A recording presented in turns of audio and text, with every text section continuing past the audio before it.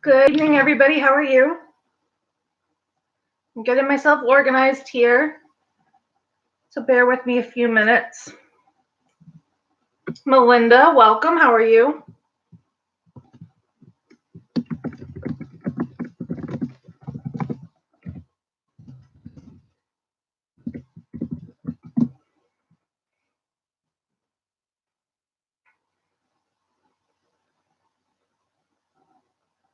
What's new, guys?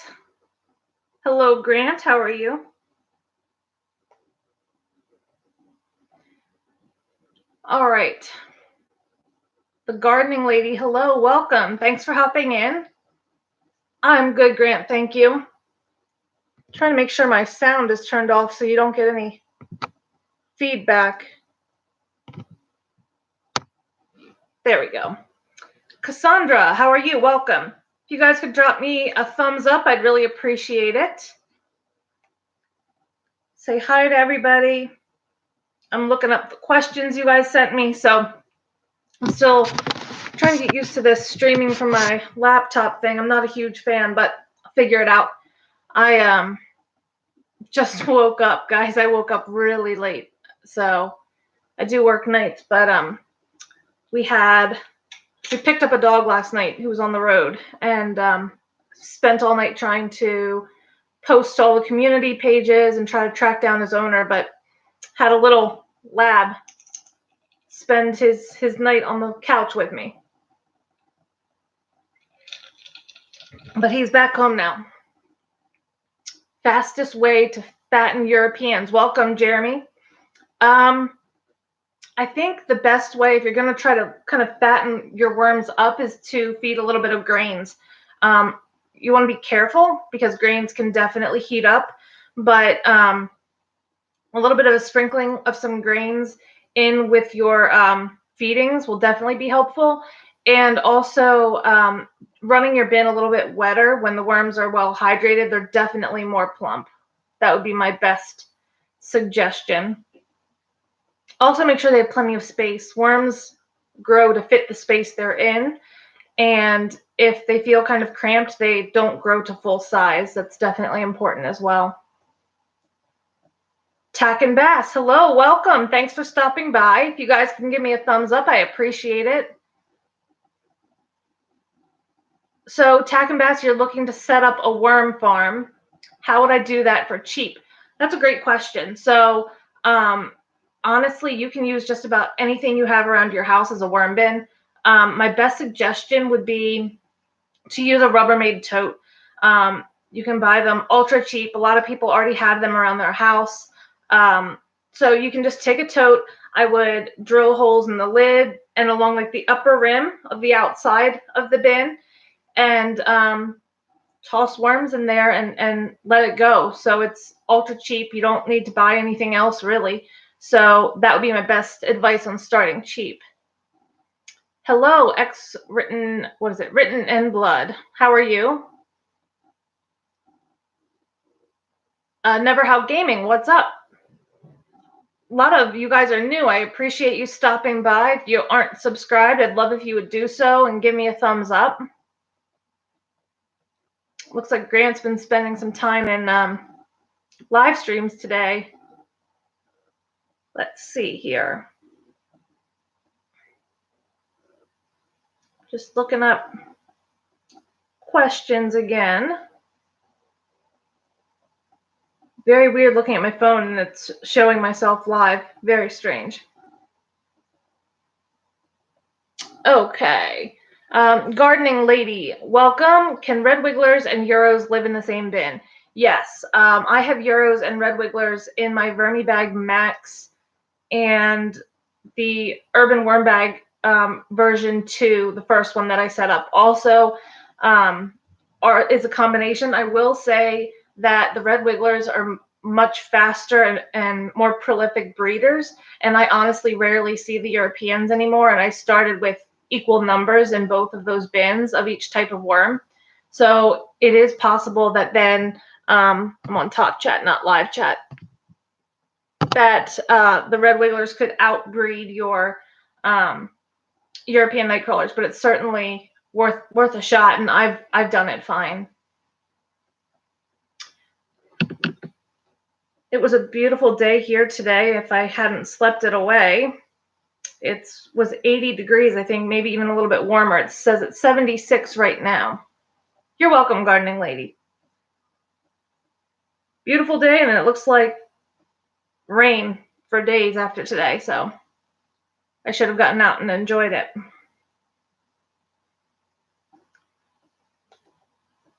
So what else is new? What questions do you have? There's 10 of you in here, only 7 thumbs up. So please go over, hit that like button for me. Helps people find me. I would appreciate that. And while everybody hops in here, I might start answering a few of the questions that I got from you guys. Let's see here. Stacy sent me a question about telling the difference between castings and coffee grounds, which is a really good question. If you feed a lot of coffee grounds, they look very similar to the finished castings. I will say the difference is the texture. If you rub, your fingers through coffee grounds, it's very gritty. But once it's been processed and you have castings, it's the much more soft, flaky consistency, and you won't see any of those little tiny coffee particles. It will be the slightly larger, soft castings from your worms. Jeremy saying hi to everyone. Gardening lady. You guys gotta check each other's channels out. Stacy also asked me, what tells you it's a good time to harvest? That's a good question as well. Harvesting can really be done whenever you want.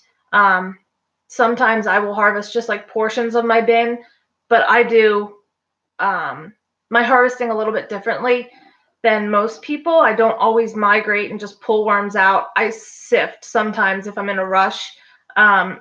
So I will literally take even unprocessed material, put it all into, I have like a metal mesh basket, and I just shake it through, and the finished castings fall through, and then I can put the unprocessed bedding and food back into the bin for the worms to finish working on it. But you can harvest at any time, but really, it's time to harvest when the bulk of your material looks like, dark soil, and there's no large pieces of unprocessed bedding, no obvious signs of food. Let's see.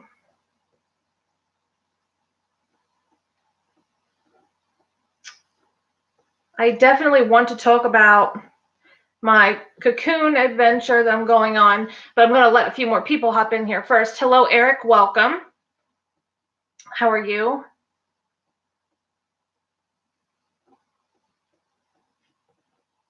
Grant, that's not even funny. Grant says, what's the best tasting worm? I don't know.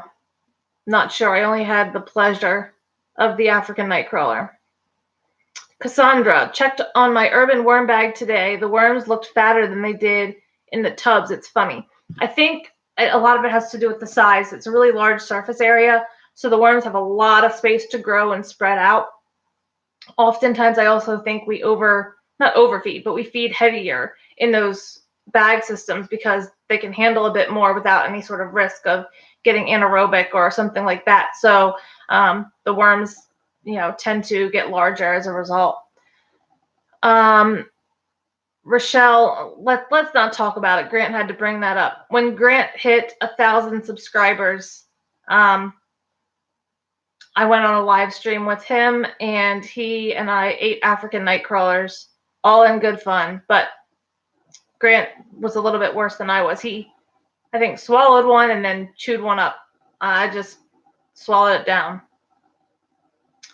Never How Gaming saying hello. Spread the love, guys. Go visit each other's channels. I really appreciate that. That's how we grow our community. So definitely worth going and taking a peek at some of these other channels. Looks like I also got a question the other day about doing another comparison video, kind of specifically looking at blue worms versus African night crawlers, since the African night crawlers and the blue worms both have that kind of dark sheen. So I might try to do that soon, or even just as a side note on one of my videos, just so you guys can take a look up close. The African night crawlers are much longer and fatter than the blue worms. They're very, very thin, but I can definitely show you guys about that. Yeah, Grant, that was a one-time thing. Let's see. Yeah, Rochelle, it was not streamed on my channel. It was streamed on Grant's. Bait the Hook, hello, welcome. Cassandra, oh, pumpkin is one of their favorites. That might be also why they're getting really big. For some reason, pumpkins go over very well in the worm bin. Tack and bass, if you want to find red wigglers naturally, you can go and look in manure piles. They're really common to find in like horse stables. They're attracted to that manure. But also, if you just like put something on the ground in your backyard, sometimes you'll get some up under the leaves, say under like a garbage can or something like that. They'll kind of come to the surface in that leaf level. But if you're looking to buy them, you can do plenty of research on good companies online. I would try to avoid using Amazon. But there's great reputable suppliers. I do supply worms as well, but you never have to feel obligated to buy from me. Benita, you're so late. I just got started. You're not late at all. Got started at 7 o'clock. TD, what kind of night crawlers did my granddad have in Louisiana? They were huge and always in the pecan leaves. It's hard to say. They very well could have been Alabama jumpers. Down south, there's some pretty large night crawlers that are called Alabama jumpers, but they also could have just been Canadian night crawlers or just regular earthworms that you find in your yard. Hello, Tiffany. She's saying hello to everyone. Jen Allen, hello. Jen, I think you might be new here. I don't think I've seen you in here before. Thanks for stopping by. If you guys haven't given me a thumbs up, please do so. Brandon, is it Booker or Brooker? Hello, how are you?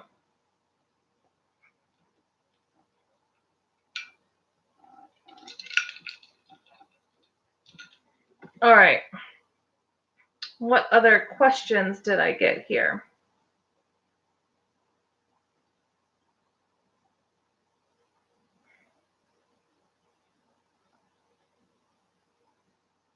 Subscribe to so many people, it's hard to follow my own notifications. Melinda, have you started your garden? No, I did go out there actually the other day.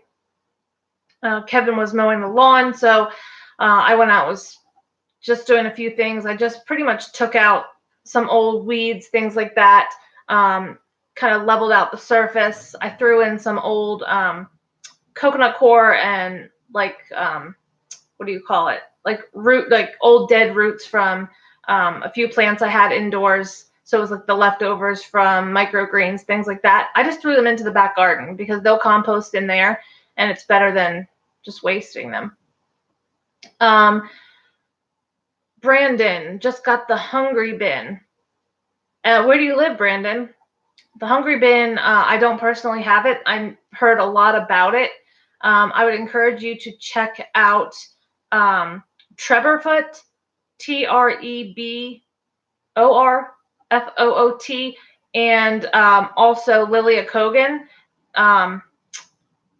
The Kind Garden stuff, they all run they run hungry bins, and there's some issues. I think especially Lilia's not too fond of some of the issues with harvesting, but they're definitely worth watching if you're starting with one. Bait the Hook. Oh, that's Tim. Well, hello, Tim. Did Brandon just say what's growing on? I like it. Brandon, you're in Florida. I would make sure you run that hungry bin really dry. At least from what I hear, the castings, because the moisture always works its way down, that when it comes time to harvest that bottom, it can get really muddy, and the worms tend to follow the water as well. So if it's too wet and all that moisture is leaching to the bottom, you're never going to get worm-free or nearly worm-free harvests. Rochelle says she can't find the thumbs up. If you do a little X, it should be in your upper right corner of where the chat is. X out the chat. You can give it a thumbs up, and then you can click back the button that says live chat.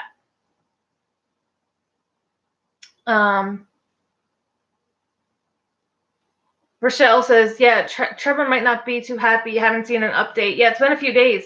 He had had like a heat up in his bin, I believe. I saw maybe last week. I think he had lost part of his population. It got too hot. Brandon, you're welcome.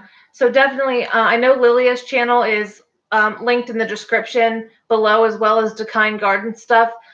Start there, and I'll also update it with Trevorfoot's link as well. If Grant, if you're able to, I don't know if you're busy. If you could drop the link for Trevorfoot, that would be excellent. Benita says she loves using cat litter boxes too. Yeah, I've seen my hillside garden use some kitty litter containers for worm bins. She used them for her, like the outdoor like bucket system for worms, and that seems to work out pretty well for her. Oh, Cassandra says her squash are doing really well even with the partial light. She did the big move last week, I think. Betho can't find the thumbs down. Don't give me a thumbs down. That would make me sad. Yeah, Melinda says Brandon use more carbon and less food. She's also in Florida to maintain the moisture. I'm assuming you're saying, Melinda, because I agree. The more bedding, the better when it comes to a humid or moist environment. Heavy feedings, always just err on the side of too much bedding. There's really no such thing. Thanks so much, Grant. I appreciate that. Yeah, the humidity. It actually gets really humid here in Maryland, but nothing like Florida. I have family in Florida, been there many times. And summers in Florida are like a whole new level of humid. Make sure I'm not missing anything. See if I can scroll through a few more of these questions if I can find them. I got a question from IJL24 asking, what do you think about having earthworms in your vermicomposting bin? Will they keep working the castings and add different bacteria, or is it just better to have some blues or night crawlers? Honestly, all worms are considered earthworms. So I'm assuming you're meaning the worms from your yard. And a lot of those worms don't breed well in captivity. So I honestly think it's better just to leave those earthworms in the garden. I personally don't even think you need to have multiple species of worms. I just choose to do it because I like to. But a combination would be fine. Some like Euros or African nightcrawlers and blue worms, or Europeans and red wigglers. It doesn't matter. I think you would be fine either way. But bringing worms from your yard, I don't really think it has a whole lot of benefit. Let's see. Jen Allen, my first time making it to a live stream. Well, I'm really happy that you're here. Thank you so much. Benita Booker says, yeah, my main population is one. I just started playing up some spaghetti squash seeds that germinated in my bin. Oh, I would love to see what happens with that. That's awesome. Tack and Bass, what part of Florida do you visit? I have family in Tampa. I've been to Melbourne, Orlando, Tallahassee, kind of travel a little bit all over. Definitely been quite a few places. Brandon says, I've been using shredded cardboard or paper for the carbon source. That's great. I use shredded newspaper, shredded cardboard, egg crates, coconut core if I have any peat moss, things like that, and no problem at all. Brandon says he's in the Tampa area. Well, I am familiar with Tampa. Melinda's in St. Petersburg. Melinda says she uses cardboard, paper, and coconut core. Melinda, is that in the hungry bin? Do you have a hungry bin? I'm not sure. Kells254, hello, welcome. If you can give me a thumbs up, I'd really appreciate it. Let's see.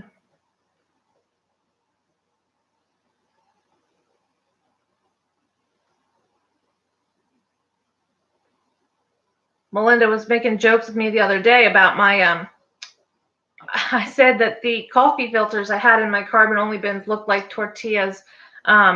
They were absorbing some of the castings from underneath of them and looked like a tortilla. It's funny, I'm scrolling through the notifications as that was the one that just popped up. They are huge. Also, it's awesome. You are from Maryland. Greetings from Southeast Virginia. Well, hello. Yeah, Maryland's, I've lived in Maryland my whole life. Melinda says, okay, so she doesn't have a hungry bin. She has the Urban Worm Bag 2, the Worm Factory 360, and some totes. So I'm not the only one with multiple systems running, it doesn't sound like. I think Lilia might put all of us to shame with the number of bins she has. Not quite sure. Although Grant's quickly catching up too. Brandon, I'm trying an experiment with the lava sand and azomite to see if it makes the castings more fertile. I would love if you would keep us posted on that. We do have the Facebook experimental worm group. If you're interested in that, that's linked in the description below as well. Hap3Niz, hello from San Antonio. Welcome, Hap. Thanks for stopping by. Plant Obsessed, hello. So that's Anne. How are you doing, Anne? Brandon has 5 going. That should be really interesting. Benita says she has 4 bins so far, so you're planning to expand. Melinda, Lilia also has them in her garden. I know, Lilia has them everywhere. I do know Lilia has a large family, so I think she's got a lot of scraps. So if she has the space, she might as well, right? Try to get them all composted quickly. Greystone Gardens. Yowza, greetings from Maine. Welcome, thanks for stopping by. I appreciate it. Give me a thumbs up if you wouldn't mind. Bait the hook. So Tim says he uses azomite in every feeding. And have you seen any sort of difference in your bin using the azomite? A lot of people use azomite, dolomite, because they're all like kind of a form of a pH buffer. Arturo Macias, hello from Vallejo, California. It's early out there. 4:30 in the afternoon. Bait the hook, yeah, a little grit for their gizzard, probably a little bit of a pH buffer. I've never played around with any of the lavas or anything like that. Honestly, the furthest I've gone is just regular old garden lime, and then I use my eggshells and my oyster shells. Plant Obsessed. So Anne says she's doing great. She has 9 bins now. I feel you. I've got quite a few myself. Yeah, Rochelle, I do know she has quite a few dogs. I think. I don't know about cats. I don't think I've ever spotted a cat in her video. I know I've seen dogs. Plant Obsessed is seriously obsessed. It's fun. We all enjoy it. It's a great time. Anne's running some great experiments. Tiffany's running some great experiments. There's a lot of people with some really cool stuff going on, so definitely check them out. Papa's Barn. Hello, everyone. Can't stay long. Just saw you were live, so I popped in to say hey and hit that thumbs up. I really appreciate that. Thank you for stopping by. Cassandra says, hey, I do have a question about the calcium from eggshells. Does it add to the finished castings, or is it only used by the worms? No, it's still going to be there in your castings. So I also got a question the other day about if, you really need to add more and more, eggshells or a form of grit every single feeding. And my opinion of it is that, yeah, it's probably a pretty good idea to do that. But it's not necessary. It's just that you don't want to risk protein poisoning, first of all. So if your worms are overfed, they don't have enough grit, they can get string of pearls, protein poisoning, and it will kill them. So for me, I'd always like to have more than enough just in case. And then also it keeps a balanced pH. So always adding a little bit to every feeding to me is kind of ensuring that I kind of stay in that sweet zone for the pH so I don't end up with issues in my bin. Yeah, Brandon, I use oyster shell powder more than eggshells, honestly, because I have more of them. Tiffany says she's got 9 as well. Yeah, I don't even know what number I'm at right now. Tack and Bass, is it true that if you cut a worm in half that it grows back? Because I had a friend that cut a worm in half and kept it to see what happened and it just died. Depends where you cut the worm. If the worm gets cut behind the clitellum or the saddle, and it doesn't injure the heart of the worms. Worms have 5 hearts, so if you don't damage those hearts, the top portion of the worm will regrow his tail. The tail part will not regrow a head. But if you do injure the hearts, there's a possibility that the worm could regenerate, but I don't think it would live.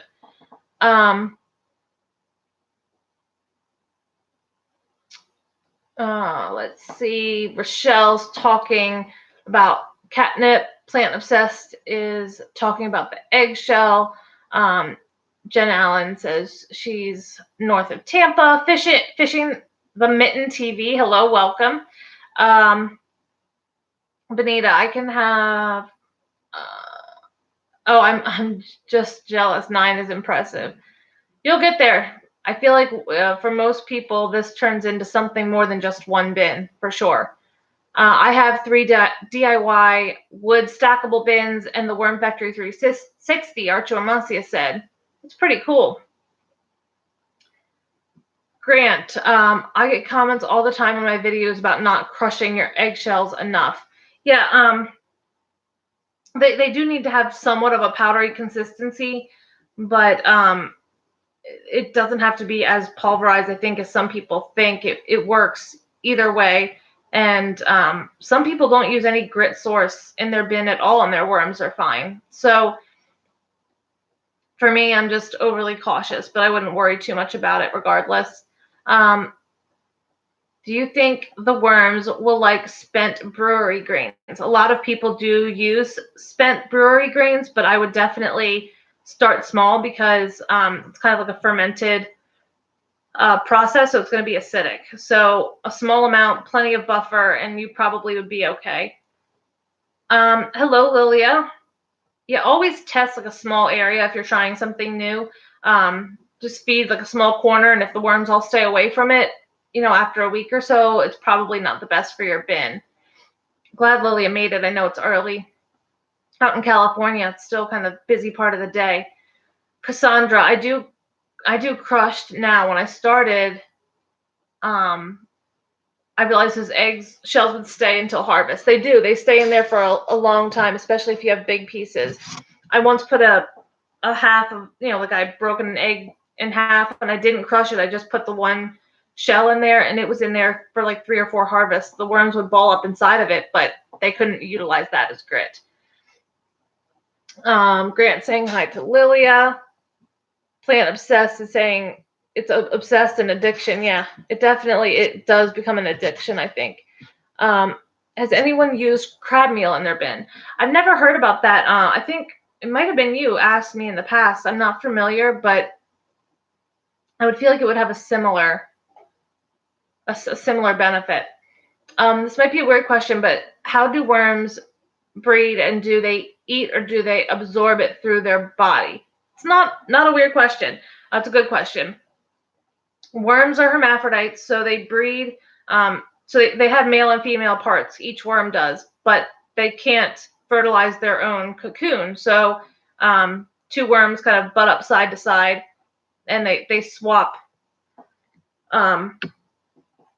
their reproductive juices, and then you have new cocoons being laid shortly after that. Worms, so it's kind of controversial to know exactly, but worms do eat small amounts of food, but it's mainly the liquid as it breaks down. But worms also feed a lot on the microbes in our bins. So the microbial activity is definitely important, because that's why we always talk about wanting the microbes, wanting the springtails, things like that, because those indicate a bin that's healthy and full of life, and that way the worms can work a little bit more. Yes, Greystone, dry your eggshells out or whatever you're using out first. I usually pop mine on a sheet pan when the oven's preheating or cooling down, just to dry them out real good and make sure there's no like residue in the shells that could, carry any sort of pathogens. Plant obsessed. So Anne, Grant, I think he said he used a coffee grinder for his oyster shell when I asked him last live stream. Hap says, watched a vid and the fella suggested cricket food because it's high in calcium. I mean, you can use a lot of different things. I just try to stick to what I can use that I already have. SPRO Team Bass, hello. Welcome. Thanks for stopping by. Greetings from Spain. I appreciate you being here. What time is it in Spain? Give me those thumbs up, guys, if you haven't. Do you have any tricks to keep the ants out of a bin? Brandon, what type of system do you have? I think you just said you were starting a hungry bin. Is that the system you're asking about? Or is it a different one? Let's see here. Grant, I bought a $9 coffee grinder and a 50-pound bag of crushed oyster shells for $9, and he ground them himself.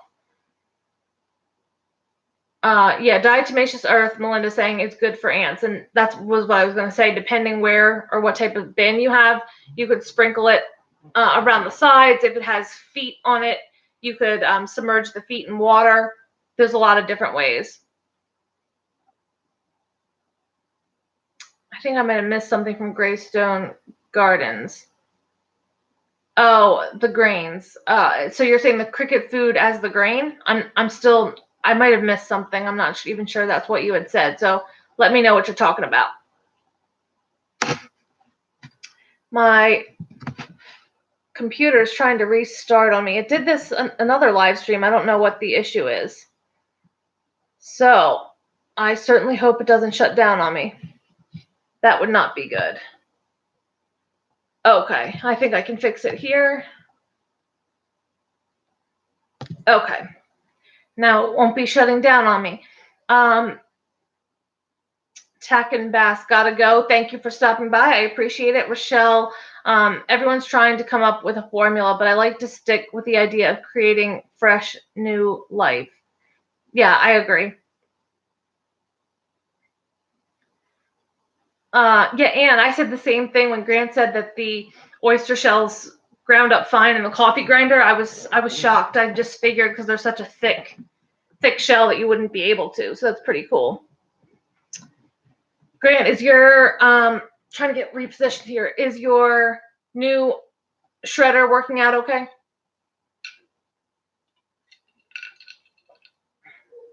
Yeah, small amounts always.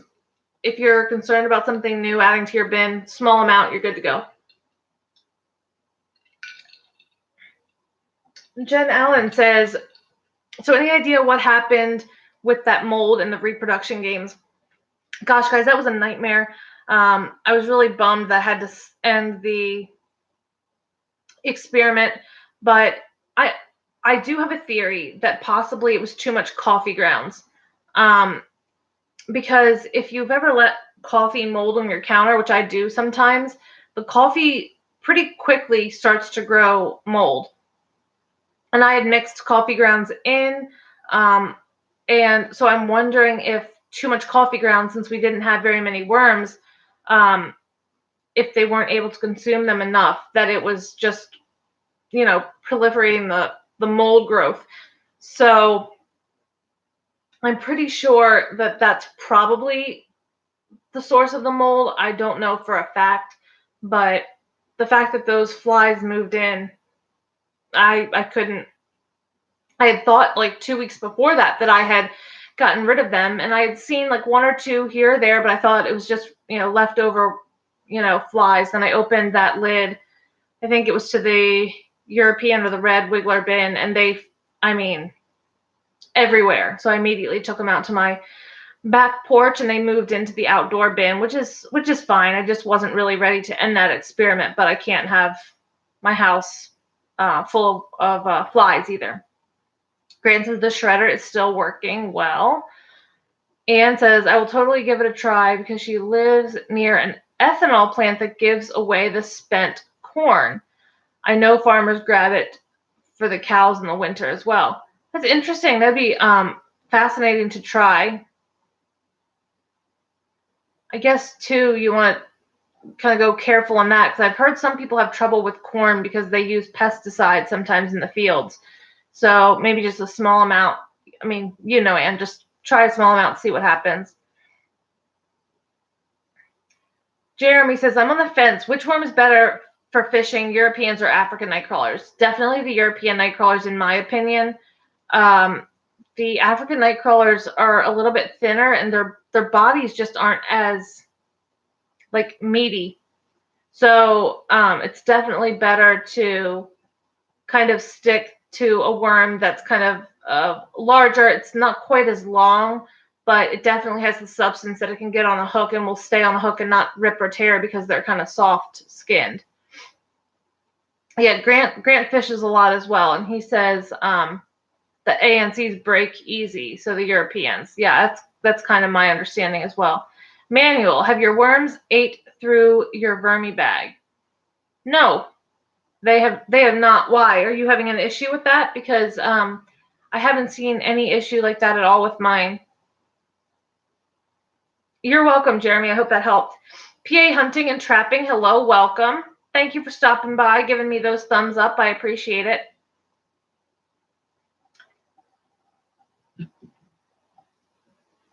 So, how many of you have sent me emails about getting cocoons?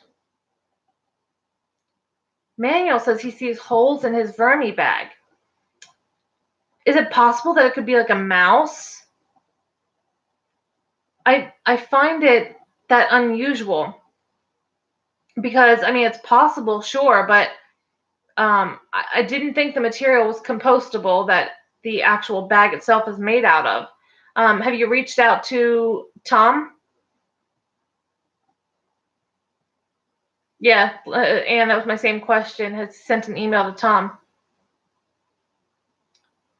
Robin, did I email you back? Because some of my emails have been going to my spam. But if you email me, I'll definitely try to track it down, make sure we have you on my list. I think I do. So any of you who are not familiar, I'm kind of taking on a new experiment with breeding worms. I've kind of been doing it on the side here and there a little bit, but going a little bit large scale. And I think I have you on my list, but I'll double check. I will double check. The vermi bags had a hole in it for about a year. So, and how long have you? 7 to 8. I saw like 7 to 8 small holes. I'd be curious to know if it could possibly be a mouse. So I let you guys know I was running a little bit of a special for you guys if you were willing to kind of be patient with me because my timeline is kind of not completely down to a science, but it looks like it'll be the first week or two of May. I will have cocoons. They will get sent out to everyone that is ordered from me. I will be invoicing most people the end of next week, I think. I don't want to invoice people until, they're just about ready to be mailed out. 6 Grigsby, hello, welcome. Rochelle, I'm so excited about cocoons. I've heard that rodents can chew through a vermi bag. Yeah, that would be my thought as well. Yeah, cocoons are a little bit of a different animal for sure. And the one concern I have is that people are buying cocoons from me, and I personally still don't have the best success at hatching African nightcrawler cocoons solely on their own. They seem to hatch fine in my actual bin, but when I just do a cocoon bin of the African nightcrawlers, it doesn't always work out so well. So I'm definitely going to be experimenting more with that. So to make sure that I can provide you guys with the information so that you can successfully hatch your cocoons as well. Oh, Emmanuel says I take caterpillars off my bag all the time. I bet it's caterpillars, mice, if it's outside, they've got to be the thing consuming it, because the plasticky material, I just don't think, or it's not really a plastic, but you can tell it has like a non-absorbent type material to it. It's not quite plasticky the way the urban worm bag feels. But I don't see worms ever being able to eat through them, and I've never heard Tom mention it in any of his videos, and I feel like he would have said so. But that is really, really interesting. We'll have to follow that and see what happens, Manuel. But definitely email Tom, see what his suggestion is. Benita says, what can you feed in place of fresh scraps to worms? We somehow are short, excuse me, somehow short, considering our outdoor piles. Mine love Jiffy Corn Muffin Mix. And I was wondering about dissolving rabbit pellets in a pinch. Benita, I do run carbon-only bins, and they do just fine. I think if you're short on food, I don't think it'd be a huge deal. Throw in a small amount, throw in a lot of bedding, the worms will still be fine. But also, just keeping your coffee grounds just for the worms, or putting all your coffee grounds outside and keeping some of your leftover vegetable scraps for the worms. Just setting a small amount aside. You don't need a ton of food. If you need food at all, the worms can do really well just with bedding.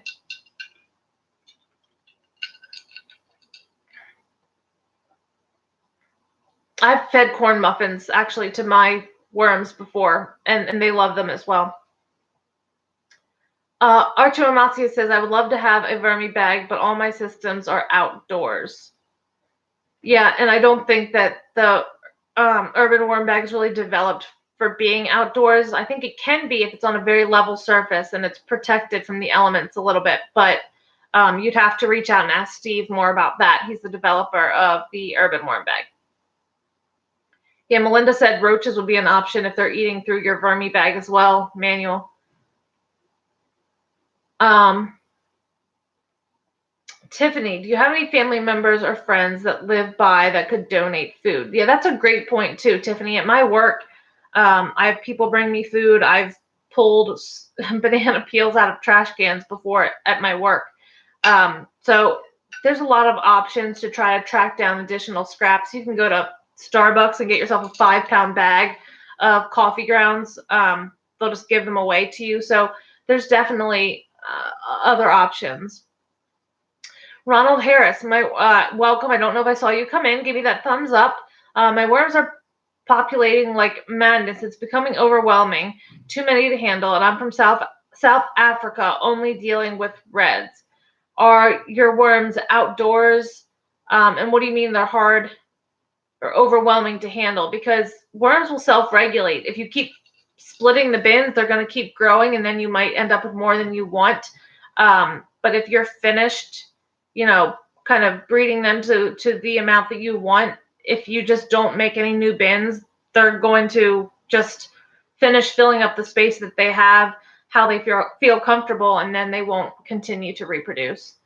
Anne says, I have been using leaves since the fall, and the ANC and the Euros love it.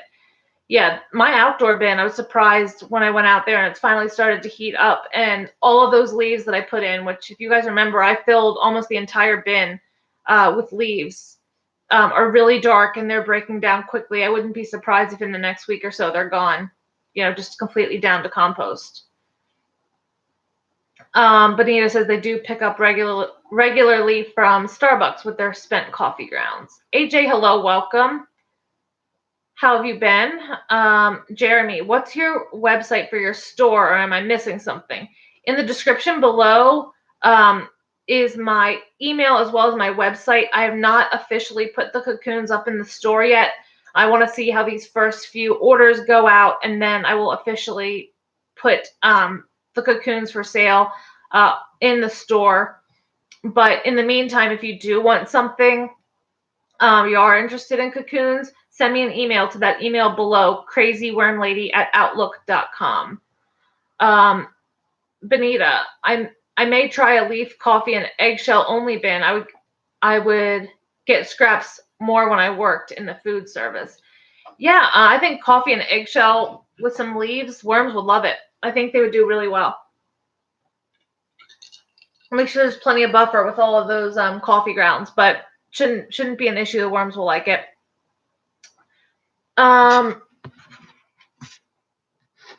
Yeah, and says to Jeremy that I have links in my videos. Every single one of my videos. I try to remind you guys. Every single one. I definitely put a description. I put products that I use in that video. My website, my email are always in there. I always encourage you guys, because if I have something new coming down the pike, the first place I'm going to put it to kind of give you guys a heads up is going to be in that description. So always check that out for me. Yeah, Melinda got some cocoons from me. She said her grandson's really looking forward to watching the cocoons hatch. The gaming train. Hello, welcome. Sonic or Mario? Mario. Are we talking Mario Kart? Are we talking old school Mario? I only played Sonic a very little bit as a kid. I'd say Mario. Grant. Yes, I have. She's doing just fine. I think she'll be having videos coming out here shortly. She's been very busy with work. And I got a green bin in at work. My work people save the grounds and lunch vegetables, fruit scraps, and it helps.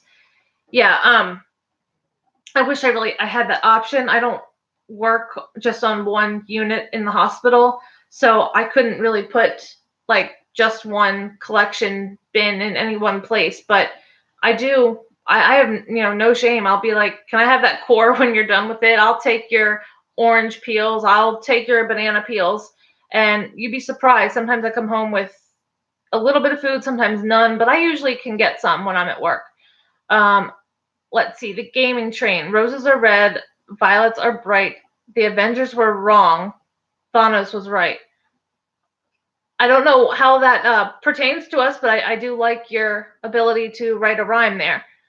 Jeremy, don't see many people feeding bread. Is bread a go or a no-go? Bread is fine. It's always, it always comes down to moderation. Bread can heat up like any other grain in your bin, and it does tend to grow mold really quickly. If it's not buried, you can definitely end up with it drying out, and then they can't get to it quickly enough. But worms love bread. I've done corn muffins. I've done, the ends of bread, stale pieces of bread, and the worms did fine. I just use a little bit at a time, but it should be fine. AJ's garden. I gave 2 loaves of bread, an orange, bell pepper, and molasses the other day. So, see, AJ's given 2 loaves of bread at a time, so I think it'd be just fine.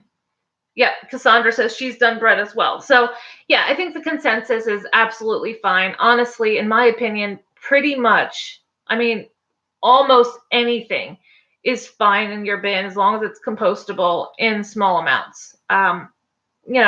Obviously most people suggest avoiding meats and dairy and things like that. But, outside, worms are going to be found under roadkill and things like that. But it's just not something you want to do indoors. But pretty much anything else, the worms can definitely have. Keep in mind, not a lot of oil, not a lot of salt. Besides that, they should be fine. AJ, do you bury the bread? Mine molds really fast. Yeah, that's my issue too. And whenever I do bread, even rice, I always save Chinese food rice. I really don't eat a whole lot of rice. And when I put it in, if I put too much in at once, it just kind of dries up into these little pellets. And then you have to kind of rehydrate it for them to break it down. But it grows, again, a very greenish mold really quickly. But the worms work really fast into food that's already decaying and molding. So the mold is not a bad thing. You just want to go easy on it, make sure it's buried well. You don't want too much mold that could cause any issues in your house. But the worms are going to move right into that moldy area, so it's not going to be an issue. I have had a problem with just bread dough, FYI. I never broke down, just got moldy and gross. Huh, it's interesting, Tiffany. I never really thought about that. I wonder if I don't know. Does it go through a certain process? Maybe it's just that it hadn't gone through the baking process to rise and all, and it's kind of a very thick um, consistency for them to be able to move into. That's interesting though. Um, maybe you could try it again if you like water it down and almost dissolve it a little bit in water. See if if it's almost like a liquid consistency, if it would work. I don't know. Just topped off with eggshell and cornmeal, flaxseed, and I keep a 2-inch cover of wood shavings on top of my worm bins, with a praying mantis on top of that to keep the fruit flies down. And AJ, you do it all outdoors. I think the praying mantis is an excellent idea, though. Praying mantis are great to have around your garden anyway. They have pretty scary mating practices, but besides that, they're pretty cool to look at, and they're definitely garden friends for sure. You also give malted barley, AJ. Tiffany said, I thought it must have something to do with the yeast. Yeah, I feel like maybe it could be the yeast, but it's hard to say. Melinda, don't you like praying mantis? They're so cool. Praying mantis kill hummingbirds, Grant? That's not good. I have hummingbirds around here, but I also have praying mantis. I had no idea they could kill a hummingbird. I mean, hummingbirds are small, but they're fast as anything. I would not have guessed that. Although praying mantis can fly, right? So I guess that could be possible. Yeah, I've taken pictures a few times over the years, Melinda. We tend to get them on the brick on our house. I don't know why. They just like to kind of hang out, kind of standing on the brick. Don't really know what that's about. AJ says praying mantis will kill anything it can catch. Well, now I'm a little creeped out. Melinda says lizards probably eat them. They'd have to be pretty big lizards. I mean, praying mantis are kind of big. Grant says he's seen videos of praying mantis killing hummingbirds. After I saw the video of a praying mantis after mating and the female ate the male's head, I was a little creeped out. So I don't really go into looking for praying mantis videos a whole lot.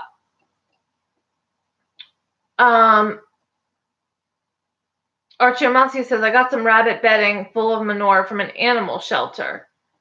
Do you think you can just run some water through it before you use it? Because I think they'll do fine, but you just want to be careful because of the ammonia and acidity. Oh, Grant, that's kind of upsetting. I don't like that because we don't get a lot of hummingbirds, and they're so beautiful. I love when I'm able to spot them. They actually seem to like my potted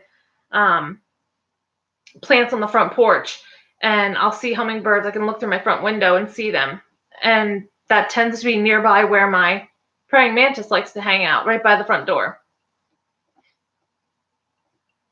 I know, right, Ann?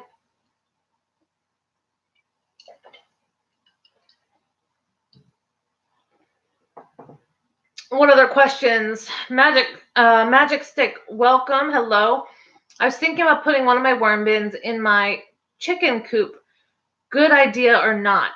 The chickens could eat your worms, but the worms could process the chicken waste. So if there's a way to separate in some way, or to provide a like a safety zone for the worms that the chickens can't get to, it might be cool, and it might be a way to kind of help both sides. That I like that. Archo's been composting only for 6 weeks. I feel like you've been commenting on my videos for a long time. I would have thought longer than that. Because I've been at it, I don't know, since 2016. So for me, it's been 3 years. Right? 2016, 2017, 2018. Yeah, 3 years. I would try to put a compost pile under the chicken coop instead. Yeah, that's my thought too, Tiffany. Jeremy says, I've seen people talking about horse poop. Will dewormer hurt the worms? It seems to be a point of contention. However, most people say that since you really need kind of pre-composted manure that it won't survive for a long time, but I would try to avoid it. I think it would probably be a big risk. So I would ask if they use dewormer. But I have been told that if you then let the manure sit out to dry a bit and compost a bit, like go through its hot composting stage, that it's pretty harmless to the worms. Melinda says rabbit is better. So I missed something here. Melinda says, I have chickens. Be careful because their poop is very strong and acidic. Rabbits are better for that. Yeah, that's why if there's some sort of way to put like a worm bin beneath and make sure that that worm bin has really good drainage, that the acidity could go through and you add a lot of buffer. I don't know. I have to think about that. That's tough.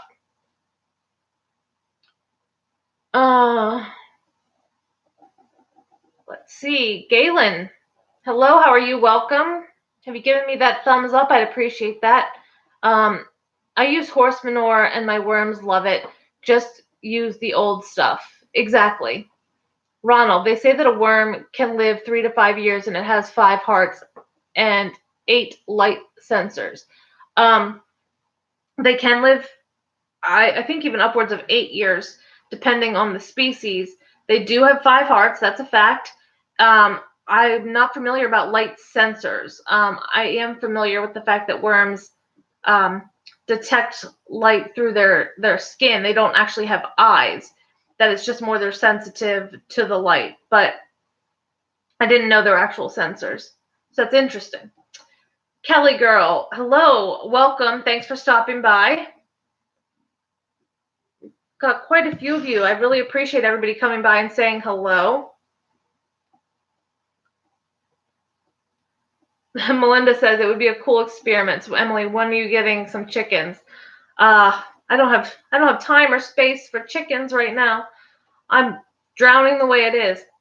Simply Shannon, hi, crazy worm lady, and everyone. Thanks for stopping by, Shannon. Giving me that thumbs up. Some worms have 10 hearts, but not composting worms. I didn't know that either, Tiffany. That's awesome. Let's see. Rochelle, I have heard people keep their worm bin under rabbit cages. Yes, I've seen some really cool videos of that too. It's absolutely fascinating. And the worms are just thick all throughout the surface because they want to be right where that poop is landing. So it's pretty neat.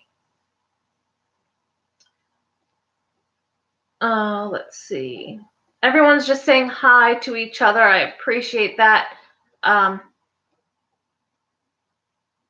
Oh, Grant says he knows someone who grinds the rabbit manure, like mixes it in with homemade worm chow, and the worms really love it. That would be cool too, because it would add a little bit of a moisture aspect. I like that.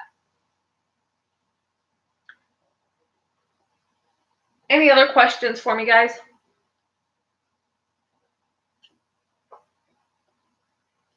I will be updating you guys who ordered cocoons from me, about estimated delivery dates next week when I send invoices. But I'm really looking forward to you guys kind of being my first trial runners. I really, really appreciate that. And I hope I can get some good feedback. Maybe you guys can post me some videos. Try to get the word out that this might be a cheaper alternative to get more worms for less price than, like a pound. So it'll be interesting for sure. Baby ENCs, Melinda said, yeah, it's gonna be cool. Okay, so Tiffany says, tell us more about cocoons. How many are you going to be selling at a time, for how much? I'm intrigued. Okay, so I am in the process. There's a kind of a program for teaching you how to breed worms. It's a paid service brought by the Blue Worm Bin. So that's Larry at the Blue Worm Bin. He was kind of my mentor, and I've kind of been a member and following along with that program for a while. So I am in the process of getting 40 or more mortar trays up and running as just strictly breeder bins. Um, but they'll be in rotation. So it won't be that I'll have 40 trays worth of cocoons every week. It's that I might have, 10. It's kind of hard the way I'm going to rotate. But I will be selling cocoons probably mainly by the 1,000 count. And it will depend on the species of worm, what the price will be. So I will have, let me see, I'll have quite a number of available cocoons every single week once I fully get up and running. I should probably be getting 10 or 12 thousand counts of the Euros, probably more of the African night crawlers, and somewhere in the range of 40 to 50,000 counts of red wigglers. I'm trying to do all this math in my head. I don't have my spreadsheet in front of me. And I've been playing with numbers, and I've been playing with, where when you're doing something straight out of your own home, everything's coming out of your own pocket. You want to make sure that you're offering good value, but that it's also profitable for yourself because you're putting in the time. So I'm playing around with it, but I will say the 1,000 count of worms will be either on par or less than buying 1,000 worms, and you'll be yielding more worms from those cocoons. Yeah, it's going to be fun. I've got quite a few really cool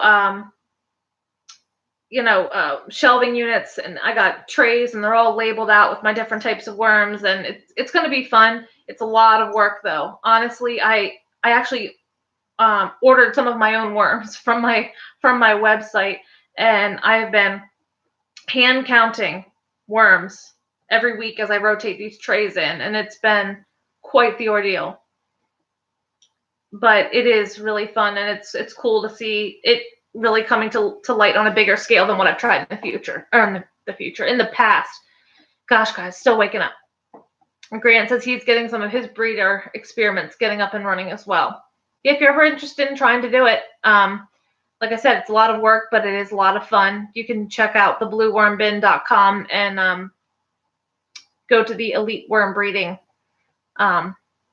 section.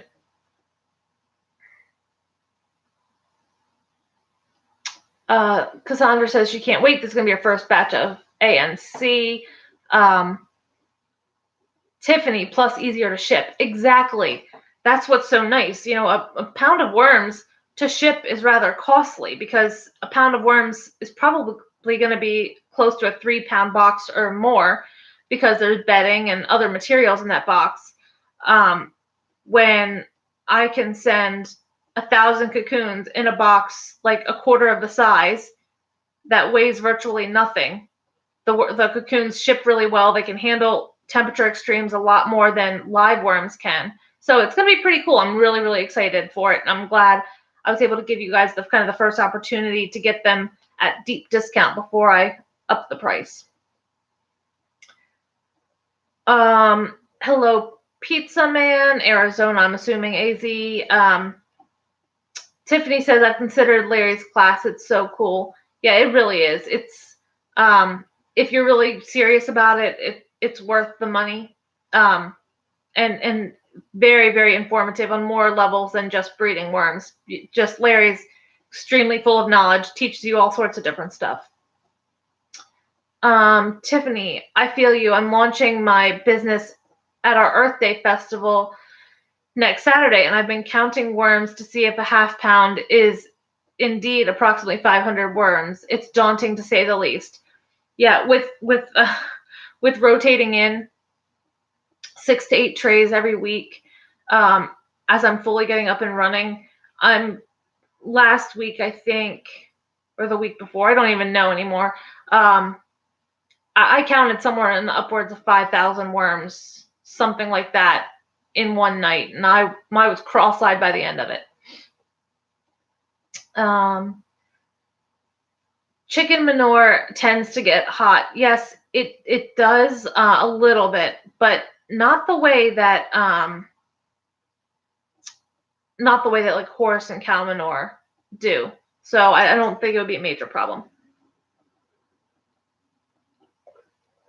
Yeah, I agree with you, Ann. I was worried about that as well. Tiffany, I had my chair pulled up. I had Family Feud on in the background, but my back, my shoulders, everything hurt, not because I was lifting, but just from like hunching over and counting for so long. It was a long day, and I have more to do tonight actually. So, but just do a little bit at a time. 6, Grigsby, have you experienced with Canadian night crawlers? Canadian night crawlers do not reproduce well at all in captivity. I call it captivity, it sounds weird, but in your home breeding, they really don't breed well. That's why Canadian night crawlers at your like bait shop or something will be more expensive because they actually have to be, you know, gotten from the ground, you know. So that's why European night crawlers and all are a good alternative and very comparable in size. Maybe they're a little bit shorter, not quite as fat, but honestly, if you're raising them, it's going to be cheaper because it'll be virtually free. Once you get a good population, you won't have to be buying Canadian night crawlers. AJ's Garden says, all I'm hearing from this is I need a rabbit. Yeah, exactly. I had if any of you came in a little bit late, I had a guest dog with me last night. And now I'm saying, I want to get a dog. We picked up I think it was a Lab Rottweiler mix last night who was out running down the middle of the street at 2 a.m. So he came home and slept on this couch with me, and I was able to track down his owners this morning. But animals, pets, they're a lot of maintenance, at least those types of pets. At least our worms we can leave and they're just fine. Rochelle, hire a neighborhood kid to count. Maybe they can get school credit. It's a decent idea, but I'm kind of, with this at least, a little bit of a control freak, and you can't just choose any worms. You need breeder size worms. That's where the pain comes into it. Plant obsessed. I've been so tempted to get a rabbit, she's saying to Melinda. Yeah, I have too after seeing some videos of people in the rabbit manures. But I gotta cut off my hobby at some point. Steve, there was a guy in California who had 500 cocoons for $20. That's not a bad deal if you think about it, because 500 cocoons, I don't know if they're red wiggler cocoons, but that's going to yield you a minimum of a pound and possibly as high as 2 pounds of worms from that single order. So, you know, it's all in what you can learn. But, you know, they have to worry about shipping and pricing. So you're welcome, 6 Grigsby. Mike Bitter, I've had a hungry bin up and running for 2 months with 10,000 red wigglers, but for the life of me, I can't find one cocoon. 10 pounds of worms is a lot, even for the hungry bin. So their population may be maxed out already, that they aren't going to reproduce any more for you, because they reproduce more to fit the surface area, not so much the depth of what they're living in. And the hungry bin surface area, trying to think, I don't know the dimensions, but I would be surprised if the surface area was 10 square feet, and I know it's not. So that's a high population for the hungry bin, I think. So that would be my guess as to why they're not reproducing, or it's hard for you to find cocoons.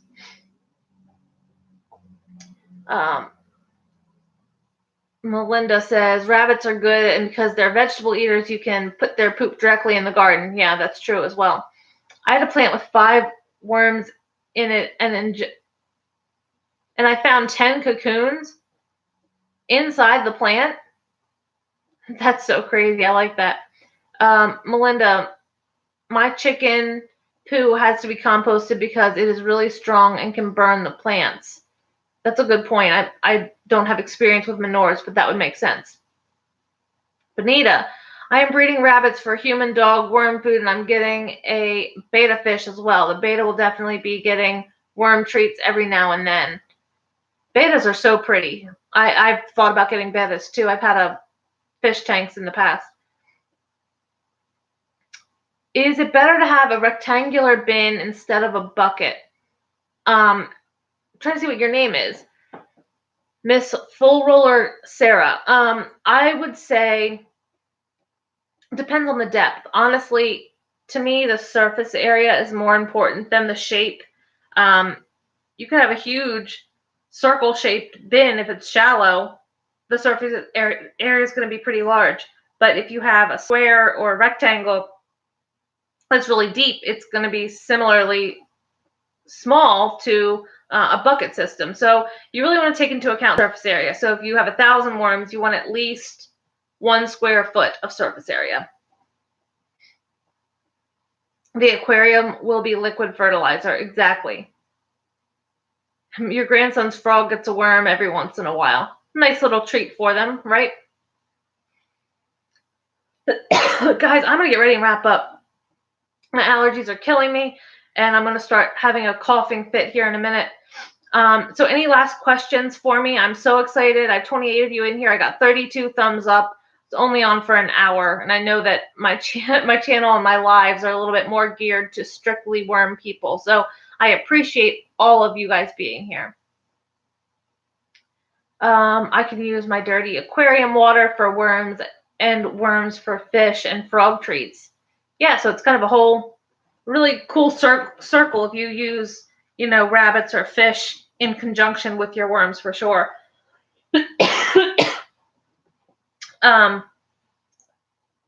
Exactly, Grant. It's all about surface area. It just boils down to the worms are only going to breed to a comfortable amount in a given area, and that's been found to be roughly 1,000 worms or a pound of worms per square foot. So, of course, there's going to be people who are exceptions to the rule, worms that do better even in smaller surface area, but I always keep that in mind. It's just a general rule of thumb, but definitely take that into account. If you're concerned about not seeing cocoons, it might not be that your worms aren't reproducing. You could be missing the cocoons, or they could just decide that they're comfortable and they won't reproduce until some of the worms die off in a few years.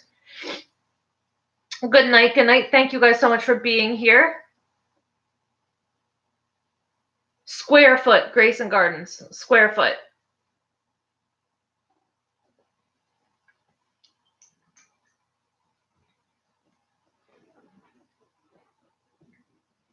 All right, guys, I think I'm going to wrap it up. I appreciate everyone coming in here. Thank you so much. I will update my description below. I'll include Trevor Foot's information on the Hungry Bin. I'm coughing all over the place. Good night, Plant Obsessed. Grayson, depth does not matter. Depth does not matter. It's just the surface area. So depth, I mean, you really don't need more than 6 inches. Thanks, Cassandra. I had fun too. Never needs to be more than 6 inches. Bye, Pizza Man. But surface area wise, so say you have 1 foot by 1 foot, right? So that's going to give you about a surface. What is that going to give you a surface area of? I'm not even good at math. All I know is, like, for example, the Worm Factory 360. Somebody tell me that 1 foot by 1 foot, isn't that 1 square foot? Because it's a foot squared. Yeah, I think so. So that would be considered a square foot of surface area. So 12 inches by 12 inches. I had a brain fart there, Grant. Thank you. I'm like, wait, that's 1 square foot, right? So that would be how you would do the math on what would be the best worm population for a given surface area. Just measure length by width and find your square footage. Good night, everyone. Good luck counting worms tonight, Emily. Yeah, I'll be cross-eyed by the morning. Thank you very much, Jeremy, for stopping by. I hope you guys have an excellent night, and I will talk to you guys real soon.